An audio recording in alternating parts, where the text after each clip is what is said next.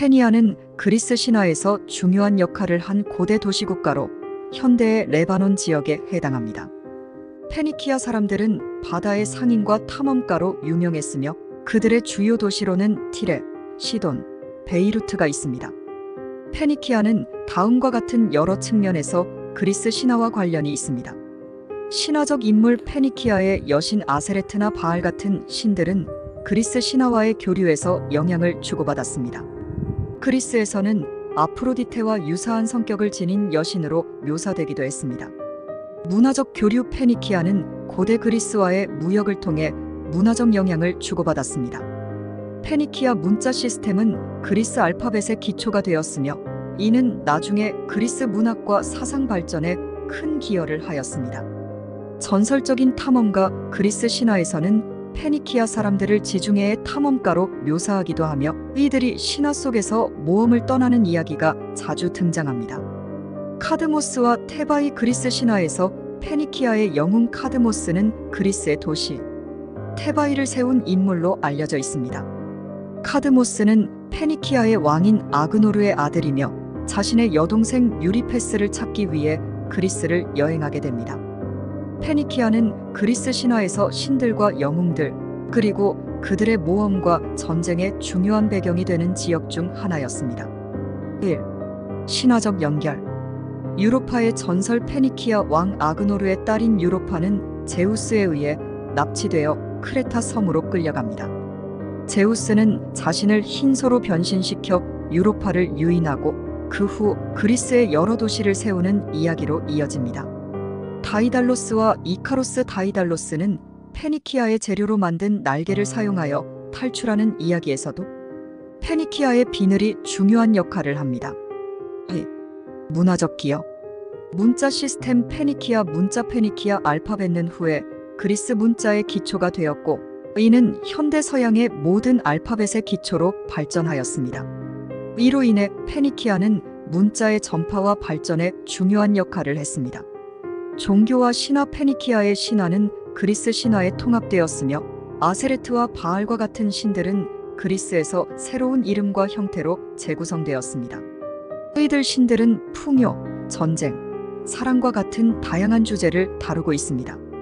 3. 무역과 탐험 상업의 중심지 페니키아는 지중해의 주요 무역로에 위치해 있어 상업과 해양 탐험에서 중요한 역할을 했습니다.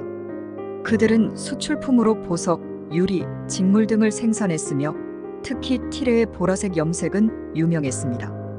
바다의 탐험가 페니키아 사람들은 지중해 전역을 항해하며 새로운 무역로를 개척했습니다.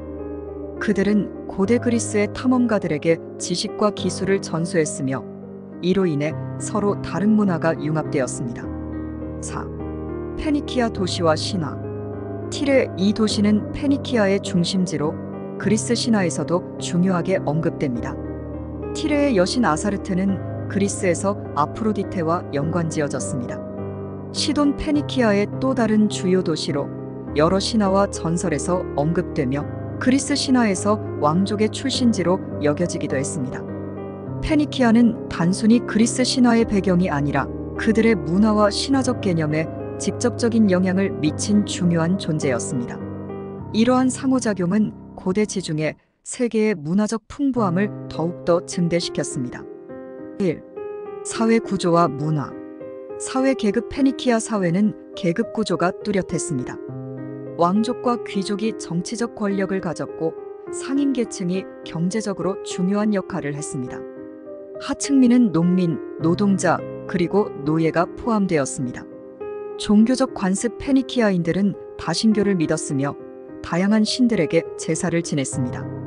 아세레트, 바알, 그리고 다른 신들은 그들의 농업과 해양 무역을 풍요롭게 하는 데 중요한 역할을 했습니다. 제사와 의식은 사회의 중요한 부분이었으며 많은 제전과 축제가 열렸습니다.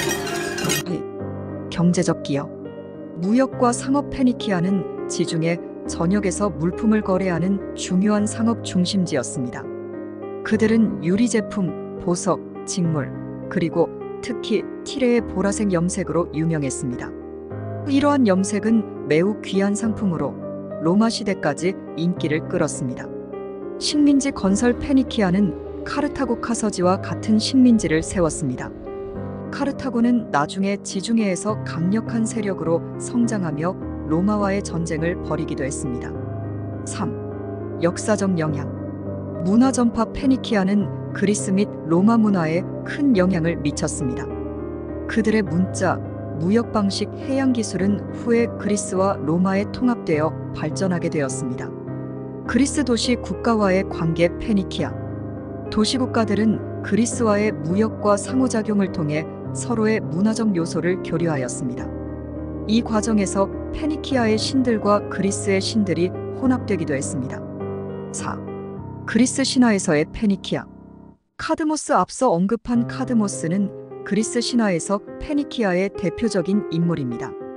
그는 테바이의 창시자로 알려져 있으며 그리스 신들로부터 여러 가지 시험을 받는 과정에서 페니키아의 신화적 요소들이 등장합니다.